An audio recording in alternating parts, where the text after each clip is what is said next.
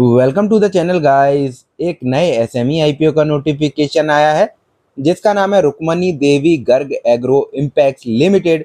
इस वीडियो के अंदर हम इसी एसएमई आईपीओ के बारे में जानेंगे कंपनी की डिटेल्स के बारे में भी। सारी चीज़ों को कवर करेंगे इस वीडियो के अंदर और लास्ट में जानेंगे मेरे पॉइंट ऑफ व्यू को रिगार्डिंग दिस आईपीओ कि हमें आईपीओ में अप्लाई करना चाहिए या फिर इस आईपीओ को अवॉइड करना चाहिए। तो चलिए स्टार्ट करते हैं। सबसे पहले जानते हैं आईपीओ की डिटेल्स को। आईपीओ ओपन होगा 26 सितंबर 2025 को, क्लोज होगा 30 सितंबर 2025 के दिन। इशू प्राइस बैंड है 93 से 99 रुपीज पर शेयर का। फेस वैल्यू है 10 रुपीज पर शेयर की। लॉट साइज है 1200 शेयर्स का। बात करें आईपीओ के टोटल इशू साइज की तो वो है 23 करोड़ 52 लैक्स का, जो कि पूरा का पूरा फ्रेश इशू है। इस आईपीओ में हमें कोई भी ओएफएस या ऑफर फॉर सेल देखने को नहीं मिलेगा। बात करें अदर इंपॉर्टेंट डेट्स की, सो आईपीओ की अलॉटमेंट डेट है 1 अक्टूबर 2025, वहीं पर लिस्टिंग डेट है 6 अक्टूबर 2025 की।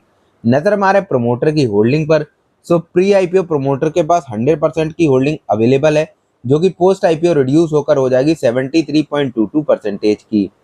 तो ये तो हुई आईपीओ की डिटेल। चलिए जानते हैं कंपनी की डिटेल्स के बारे में। उसके लिए चलते हैं कंपनी की वेबसाइट पर। आ चुके हैं कंपनी की वेबसाइट पे।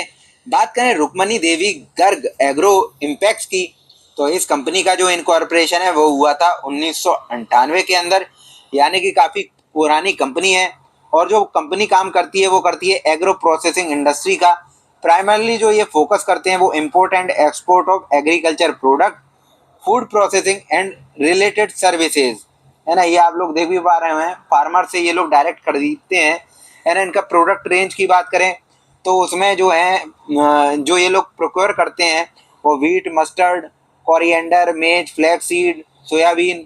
Over 500 agent across Rajasthan and Madhya Pradesh who connect the company with farmer communities, है ना। जो इनके एजेंट हैं वही इनको कनेक्ट करते हैं। इनके ये कुछ ब्रांड हैं, शरबती, हैप्पी फैमिली एंड ताजमहल। ये इनके कुछ वीट्स के ब्रांड हैं जो कि बहुत फेमस भी हैं, आपको मार्केट में देखने को भी मिल जाएंगे।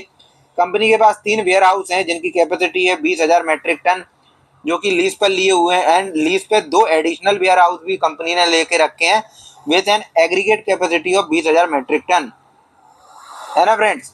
और देख लेते हैं इनके प्रोडक्ट रेंज। तो ये रहे इनके व्हीट, मेज, जो मैंने बताया यही इनकी प्रोडक्ट रेंज है। तो कंपनी इन्हीं के एक्सपोर्ट और इंपोर्ट के काम में काम करती है। तो ये हुई कंपनी की डिटेल। चलिए आइए जानते हैं कंपनी के फाइनेंशियल के बारे में। सो ये मैंने लगाया कंपनी के लास्ट 3 ईयर के फाइनेंशियल का कंपैरिजन।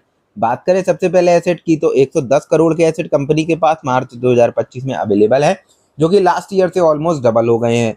वहीं पर बात करें रेवेन्यू की तो 245 करोड़ का रेवेन्यू जनरेट किया था कंपनी ने मार्च 2024 में, जो कि बढ़कर 327 करोड़ तक पहुंच गया मार्च 2025 के अंदर। यहाँ पे हमें 34% का जंप देखने को मिल रहा है ईयर ऑन ईयर बेसिस पे। वहीं पर बात करें प्रॉफिट आफ्टर टैक्स की तो 5 करोड़ 2 लाख का प्रॉफिट किया था कंपनी ने मार्च 2024 के अंदर, जो कि बढ़कर 7 करोड़ 57 करोड़ तक पहुंच गया मार्च 2025 के अंदर। यहाँ पे हमें 50% का जंप देखने को मिल रहा है ईयर ऑन ईयर बेसिस पे। वहीं पर बात करें रेवेन्यू बोरोइंग्स की तो मार्च 2025 में कंपनी के पास 49 करोड़ 21 लाख की बोरोइंग भी साथ ही साथ अवेलेबल है, जो कि लास्ट ईयर से काफी अच्छा बढ़ भी चुकी है। तो ये हुआ फाइनेंशियल का आउटलुक। चलिए अब नजर मार लेते हैं केपीआई इंडिकेटर्स में। सबसे पहले बात करें डेट टू इक्विटी रेशियो की तो वो है 1.52 का, तो 1 के स्लाइटली ऊपर है, 1.5 के आसपास हमें देखने को मिल रहा है। तो ये थोड़ा सा मीडियम टर्म में हमें देखने को मिल रहा है। बात करें पेट मार्जिन की तो वो है 2.32% का। पेट मार्जिन काफी लो है, कंपनी काफी लो पेट मार्जिन पे अभी फिलहाल में काम कर रही है। बात करें प्राइस टू बुक वैल्यू की तो वो है 1.98 का, तो ये काफी लोअर है। पी रेशियो की बात करें तो वो है 11.61 का। तो जो पी रेशियो है वो भी काफी लुक्रेटिव लग रहा है, मतलब काफी अच्छे वैल्यूएशन पे कंपनी का आईपीओ आते हुए हमें देखने को मिल रहा है। तो ये हुए केपीआई इंडिकेटर। चलिए नजर मार लेते हैं जीएमपी पर। तो अभी इस आईपीओ के जीएमपी में हमें कोई भी ट्रेड होता हुआ देखने को नहीं मिल रहा है। सो अब आते हैं फाइनल क्वेश्चन पर कि आईपीओ में अप्लाई करना चाहिए या फिर इस आईपीओ को अवॉइड करना चाहिए। तो देखिए उसके लिए समराइज करता हूँ जल्दी से पूरे आईपीओ को। देखिए सबसे पहले तो कोई भी ओएफएस नहीं है आईपीओ के अंदर। कंपनी जो है एग्रो प्रोसेसिंग इंडस्ट्री में काम करती है, जो कि फोकस करती है agriculture product, processing, food and related services पे, जो कि साथ ही साथ इंपोर्ट भी करती है, एक्सपोर्ट, दोनों का काम ये कंपनी करती है ना। वहीं पर बात करें इसके फाइनेंशियल की तो फाइनेंशियल अच्छे हैं कंपनी के। रेवेन्यू में 34% का जंप हमें देखने को मिल रहा है।